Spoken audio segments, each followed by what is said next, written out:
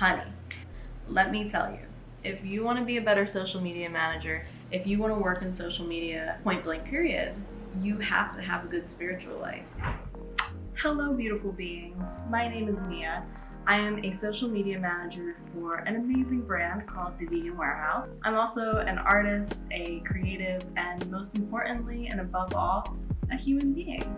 Social media often requires you to have your creative juices flowing 24/7, always having that on button and being able to come up with things on the spot, on the fly, and can often take up some time of your own. Not always a bad thing, can be a lot of fun, but there's definitely a work-life boundary that you have to set, and that's something I've been working on for a while now as well. This can be very overstimulating. It can be draining, and it can definitely lower your vibration. We live in a society that is very keen to hustle culture, to really staying on that grind, and this is not always the best for our souls. It might be great for that money in your pockets, but I wouldn't say it's the best for our spiritual awakening. But I am here to tell you that if you want to work in social media, do not let this discourage you.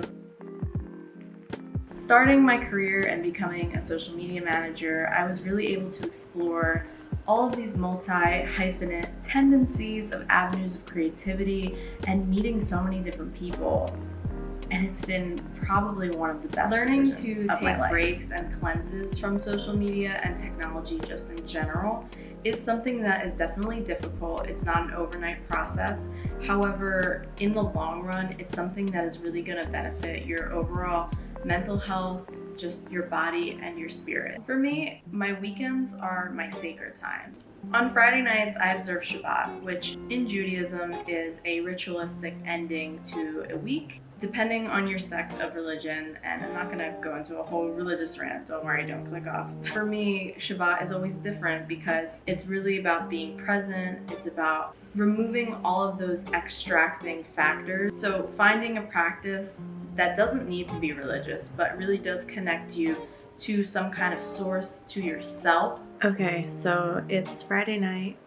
It's time to start the official decompressing. I am putting my phone on airplane mode as we speak, and we're done for the day. Not going to look at my computer, most importantly, not going to look at social media. However, right now is the time that I want to take to just get a little spiritual, get a little connected with myself. Shabbat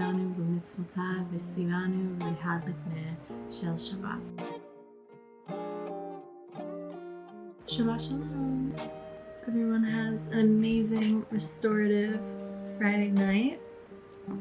The light is just beautiful, and I love having a ritual like this to just kind of mark the end of my week and welcome new energy into my home, into my space, and yeah, just to reflect. Friday is my day to decompress, so I really tune into the things that are outside of that lens and things that maybe I've wanted to practice, whether that be drawing or art, maybe meeting up with some friends and having a dinner. I think there's a lot of things that you can get caught up with in social media, and when you take a technology break, you're able to clear away those clouds. All in all, finding yourself a practice or just a date with yourself that doesn't involve technology is probably one of my #1 tips for finding balance. Another thing is getting outside into nature. There's nothing better than going on a nice wonder walk, as I call them. Getting outside, just looking at the trees, looking at different apartments and colors and textures. A lot of these things can really just be overlooked when you're only paying attention to technology or you're so tuned into work in general. Even just hearing what you have to say in moments when you're not like always tuned into that creativity is kind of when the best moments come, and that's when you can understand more of what's going on in your subconscious. I really take nature as an opportunity for healing and for restoring my overall spirit, which really brings me to the importance of decompressing. At the end of a work week, I find it always really important to journal and take the time for me to think about everything that I did this week, both positively and negatively. What are my goals that I were looking to accomplish with my social media and my technology breaks, but also setting aside time for yourself to just release anything that has been on your mind for a while. The thing that I really like to do is an activity I call a mental dump.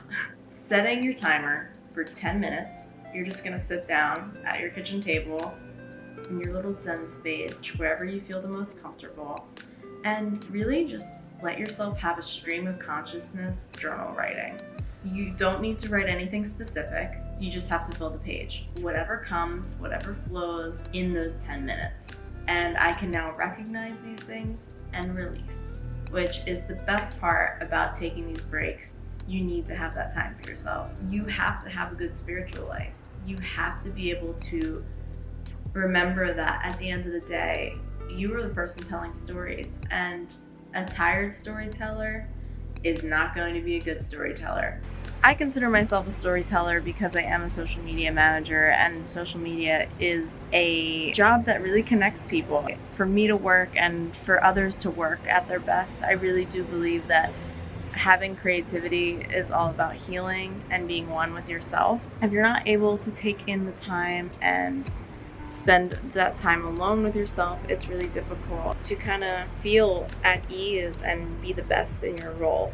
At the end of the week, when I do my little mental dump exercise, I do a little date with myself and I get out there connecting to nature, I'm able to say farewell to all the things that have been bogging me down. This is just 3 things that you can do. There are so many different practices. Not letting technology run your life, even though it is your career. Setting healthy boundaries and making space for yourself to find creativity and love and light in your life. Honey, you've got a big storm coming. Thank you so much for watching this video. I hope it brought you some mental clarity and maybe just a little bit more connection to yourself.